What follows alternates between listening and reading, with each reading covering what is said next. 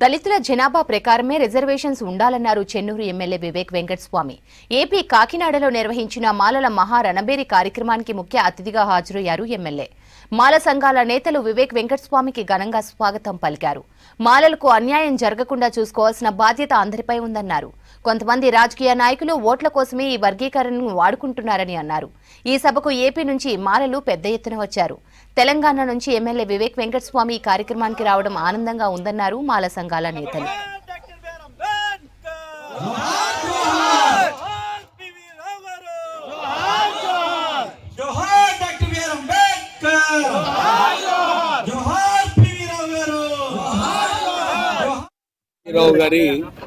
ఇప్పుడు మన మధ్యలో ఉన్నటువంటి వివేక్ వెంకటస్వామి గారు జరిగింది. ఈ రోజు ప్రత్యేకంగా ఈ సభలో మాలలకు ఒక పిలుపుని ఇవ్వడం జరిగింది. అందరూ కలిసి కొట్లాడాలి, మనకు అన్యాయం కాకుండా చూసుకునే బాధ్యత అందరు మాలల నుండి అన్ని అసోసియేషన్లు ఒక తాటిపైకి వచ్చి ఒక లీడర్షిప్లో ఎట్లయితే తెలంగాణలో మాలలందరూ కూడా కలిసి పోరాటం చేశారు, ఇక్కడ కూడా అదే పోరాటం జరగాలని చెప్పి ఈరోజు మాట్లాడటం జరిగింది. ప్రత్యేకంగా ఏదైతే వర్గీకరణ సమస్య ఉందో చాలాసార్లు నేను అసెంబ్లీలో మాట్లాడినప్పుడు కూడా ఇదే చెప్పాను. దళితులకు రిజర్వేషన్స్ పాపులేషన్ వైజ్ పెంచే అవసరం ఉన్నది.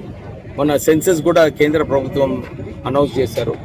మీరు సుప్రీంకోర్టు డిసిషన్ ఏదైతే ఉందో ఎంపెరికల్ డాటా అంటే ఎవరికైతే అన్యాయం జరిగిందో వాళ్ళకు రిజర్వేషన్స్ ఇవ్వచ్చు అని చెప్పి ఏదైతే తీర్మానం ఇచ్చిందో దాని గురించి సరైన కమిటీ వేసి స్టడీ చేసి నిజంగానే ఏ డిపార్ట్మెంట్లో ఎక్కడ ఎవరికి అన్యాయం అయిందని చెప్పి ఆ డాటా తీసుకున్న తర్వాతనే ఈ వర్గీకరణ చేసేది అవసరం. కేవలం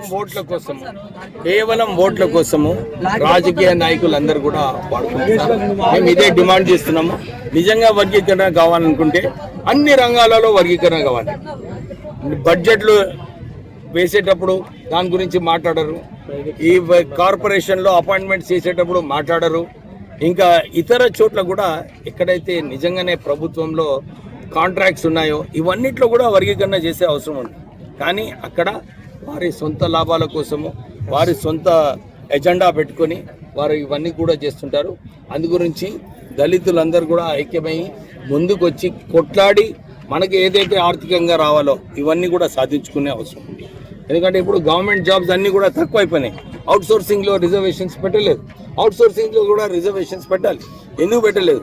ఇవన్నీ సమస్యల మీద అందరూ కలిసి కొట్లాడి మన హక్కులు మనం సాధించుకోవాలని చెప్పి ఈరోజు ఎవ్రీ టైం చెప్తున్నాం కదా, అన్ని చోట్ల కూడా ఇది చెప్తున్నాం. మీరు పెంచండి రిజర్వేషన్స్, ఎట్లయితే తమిళనాడులో, హర్యానాలో, పంజాబ్లో చేసినారో ఇక్కడ కూడా పెంచి రిజర్వేషన్స్లో అందరికీ న్యాయం చేయాలని చెప్పి కోరడం. ఒక విషయం అందరు కూడా గమనించాలి. ఒక్కసారి దళితుడు పుట్టినప్పుడు ఎప్పుడు కూడా దళితుడే ఉంటాడు.